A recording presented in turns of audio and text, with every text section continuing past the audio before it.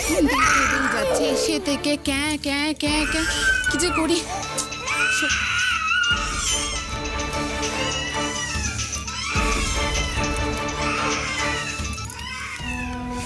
হ্যাঁ স্যার বলুন। কি খবর? বাচ্চাটা হ্যান্ড ওভার করেছে? কবে চালান করতে হবে জেনে নাও। আর শোনো, আমি কোনো রকম গন্ডগোল চাই না। টাকাটা পেলেই আমাকে দিয়ে যাবে। ওকে? Okay sir. রাখছি। সত্যি এত খারাপ মানুষ দেখেছি অভ্র, কিন্তু তোমার মতো কাউকে দেখিনি, বিশ্বাস করো। নিজে বাবা হয়ে নাকি নিজের সন্তানকে টাকা পয়সার বিনিময়ে বিক্রি করে দিচ্ছ। ছি ছি ছি, ভাবা যায়? জাস্ট কেন ভাবা যায় না? কেন ভাবা যায় না নেহা? তুমি জানো না এটা আমি কেন করছি? ফড়িং, ওই ফড়িং আমার জীবনটাকে নষ্ট করে ফেলেছে। আর ওর জীবনের সব থেকে দুর্বল জায়গা হলো ওর সন্তান। আর সেখানেই আঘাত করবো আমি। কিন্তু তুমি যে বললে ওই কালকে পাড়ার মোড়ে। কাল কি বলেছি সেসব ভুলে যাও। আমার এখন অনেক টাকার দরকার, অনেক টাকার দরকার। শুধু বাচ্চা বিক্রি কেন, আমি এখন অনেক কিছু করব। মোটা টাকা না পেলে আমি এই দেশ ছেড়ে পালাতে পারবো না। এই সিম্পল জিনিসটা কেন বুঝতে পারছো না তুমি? আমার টাকাতেই বাঁচবে, আবার আমাকেই উল্টোপাল্টা কথা শোনাবে। বাচ্চাটা যখন বিদেশে পাঠানো হয়ে যাবে, তখনই ফোনিংয়ের কাছে একটা ফোন যাবে যে তোমার সন্তানকে বিদেশে চালান করে দেওয়া হয়েছে। এবার সে বিদেশে গিয়ে কিভাবে বড় হবে, চোর হবে না ডাকাত হবে, সেটা কিন্তু কেউ জানে না। যখন বাড়ির লোকে ওকে প্রশ্ন করবে, তখন ফড়িং কিরম জ্বলবে বলো তো? এটাই হবে ফড়িংয়ের শাস্তি।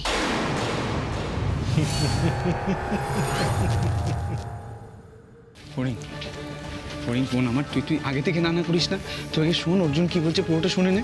দেখ, এই চ্যাম্পিয়নশিপটা তোর কেরিয়ারের জন্য প্রচন্ড ইম্পর্টেন্ট। হ্যাঁ ফড়িং, আমাদের তো ভাগ্য ভালো যে আপনি ফিরে আসার পরে এই ইন্টারন্যাশনাল চ্যাম্পিয়নশিপের অ্যানাউন্সমেন্টটা হয়েছে। হ্যাঁ, আমার এসব শুনতে ভালো লাগছে না অর্জুন বাবু, আমি তো বললাম। ফড়িং, আপনার কষ্টটা বুঝতে পারছি, আমরা সবাই বুঝতে পারছি, কিন্তু নাম এনলিস্ট না করলে তো ডেট পেরিয়ে যাবে। যাক, এসব ভাবতে চাই না অর্জুন বাবু, আমাকে জোর করবেন না, ভালো লাগছে না। ফড়িং, তুমি প্লিজ আমাদের কথাটা একবার শোনো। দেখো, এখন তোমায় নিজে কিচ্ছু করতে হবে না। আমরা যে কেউ গিয়ে ফর্মটা ফিল আপ করে এলেই তো হবে। ডিটেলসগুলো দিয়ে আসি, নামটা এনলিস্ট করানো থাক, তাই না? সাগর দাদা, আমার জীবনের সব থেকে মূল্যবান জিনিসটা হারিয়ে গেছে। আমার সন্তান আমার কাছে নেই। আর তোমরা বলছো যে সন্তানহারা মা হয়ে আমি এখন খেলায় মন দেব। তোমরা কি কিছু বুঝতে পারছো না? সবটা বুঝতে পারছি, সমস্তটা, তোর দুঃখ কষ্ট যন্ত্রণা। কিন্তু আমি তোকে বলছি, আমি তোর বড়দাদা তো, তোকে বলছি তুই তোর সন্তানকে খুব শিগগিরই খুঁজে পাবি। তুই শুনলি না অফিসার কি বললেন? ওই ডাক্তারের ছবি নিয়ে খুঁজছেন তোর সন্তানকে আর বাবুকে খুঁজে বের করার সব থেকে বড় ক্লু। ভালো লাগছে না এসব, আমাকে আমি বলো না, আমি ভালো লাগছে না। ফড়িং, বর্দা একদম ঠিক কথা বলছেন। পুলিশ খুঁজছে ওই ডাক্তারকে, জোর কদমে তদন্ত চলছে। আমরা আপনার বাচ্চাকে সুস্থভাবে পেয়ে যাবো। ফড়িং, আপনি বিশ্বাস রাখুন, মনে একটু জোর রাখুন প্লিজ। কিন্তু এই সুযোগটা হাতছাড়া হয়ে গেলে যে আর ফিরে আসবে না ফড়িং। আমাকে আপনি রাজি করাতে পারবেন না। আমার সন্তান আমার কাছে নেই অর্জুন বাবু। আমার সমস্ত ক্ষমতা, সমস্ত শক্তি সবটা শেষ। আমি আর লড়াই করতে পারবো না। কি বলছেন কি ফড়িং? কিচ্ছু শেষ হয়ে যায়নি। আপনি প্র্যাকটিসে গেলে দেখতে পারবেন, আপনি আবার আপনি আগের মতো খেলছেন, দেখবেন। আমাকে আমার সন্তানকে খুঁজতে হবে, খুঁজে বের করতে হবে ওকে। আর আমি এখন এসব কিছু করতে পারবো না আর করতে চাইও না। আমায় ক্ষমা করবেন না, আমার ভালো লাগছে না। আমরা পেয়ে যাবো আপনার ফড়িং, কথাটা শুনুন।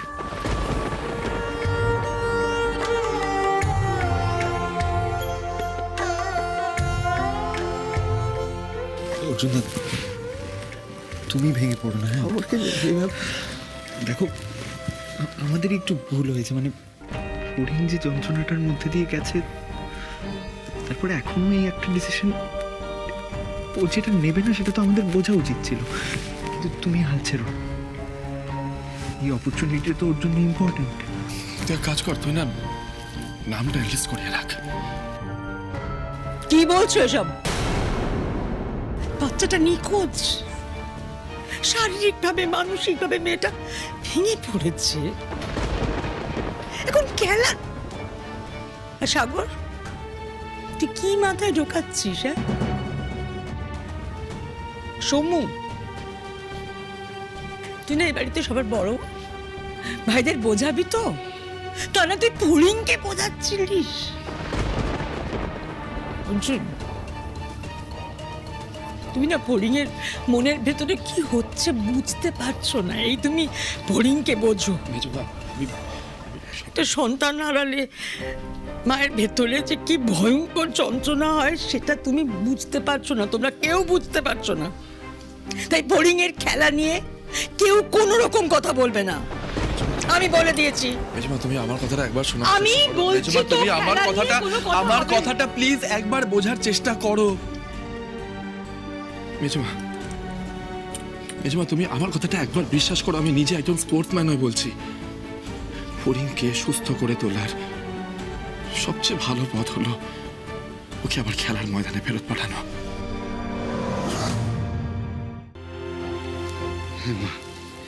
মা তুমি একটু মাথা ঠান্ডা করে ভাবো, ফড়িংয়ের সন্তানকে, ওদের সন্তানকে আমরা তো খুঁজে পাবো। অফিসার কি বললেন এসে, কিন্তু যদি একবার ডেটটা চলে যায় তাহলে কিন্তু আমরা কোনোদিন ফড়িংকে ইন্টারন্যাশনাল চ্যাম্পিয়নশিপে পাঠাতে পারবো না, কখনো পারবো না।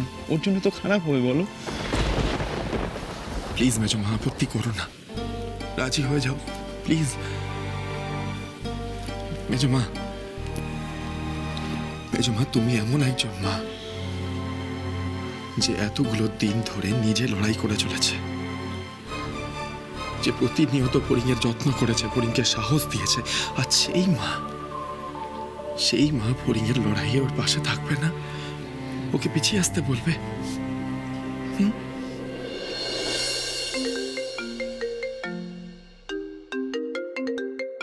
অফিসার ফোন করছেন। হ্যাঁ অফিসার, দেখ কি বলছে, দেখ। Hello officer. একটা গুড নিউজ দেওয়ার জন্য ফোন করলাম। ওই লেডি ডাক্তারের খোঁজ পাওয়া গেছে। সত্যি? হ্যাঁ, আমাদের ফোর্স অলরেডি বেরিয়ে গেছে ওনাকে অ্যারেস্ট করার জন্য। Great sir, thank you so much. না না, থ্যাংক ইউ এর দরকার নেই, আপনাদের কোঅপারেশনটা দরকার। এক্স্যাক্টলি, আমাদের কি করতে হবে বলুন? দেখুন, ওই ডাক্তারকে অ্যারেস্ট করার পর ওনাকে শনাক্তকরণের জন্য আমাদের ফড়িং ম্যাডামকে প্রয়োজন হবে। Okay okay officer. আচ্ছা, এখন আমি রাখছি, ম্যাডামকে একটু কাইন্ডলি বলে দেবেন please. Okay officer, thank you. Officer কি বললেন? মেজমা, ওই ডক্টরের খোঁজ পাওয়া গেছে। আমরা একবার ফড়িংকে ডাকি। হ্যাঁ, এইভাবে কি বাড়ি থেকে কেউ বেরিয়ে যায়? আর এরকম ভাবে কাকে খুঁজবে তুই? ফড়িং, তুই বাড়ি থেকে বেরিয়ে যাচ্ছিলিস? হ্যাঁ, দেখেছো অর্জুন, আমি কেন বারণ করছিলাম? এটার মনের কি অবস্থা, ও বাড়ি থেকে বেরিয়ে চলে যাচ্ছিল। ফড়িং আপনি, ফড়িং আমার কথাটা শুনুন। আপনি এরকম ছেলে মানুষই কেন করছেন? আপনি জানেন পুলিশ অফিসার ফোন করেছিল, ওই ডক্টরকে খুঁজে পাওয়া গেছে। ফড়িং, ওনাকে অ্যারেস্ট করতে যাচ্ছেন পুলিশ। আপনি বুঝতে পারছেন, একজন উইটনেস ধরা পড়েছে, আপনাকে থানায় ডেকে তাকে আইডেন্টিফাই করানো হবে। অর্জুন বাবু, আমার বাচ্চাটাকে আমি খুঁজে পাবো তো? পাবো তো, অবশ্যই পাবো। আমাদের সন্তানকে আমরা অবশ্যই খুঁজে পাবো। ফড়িং।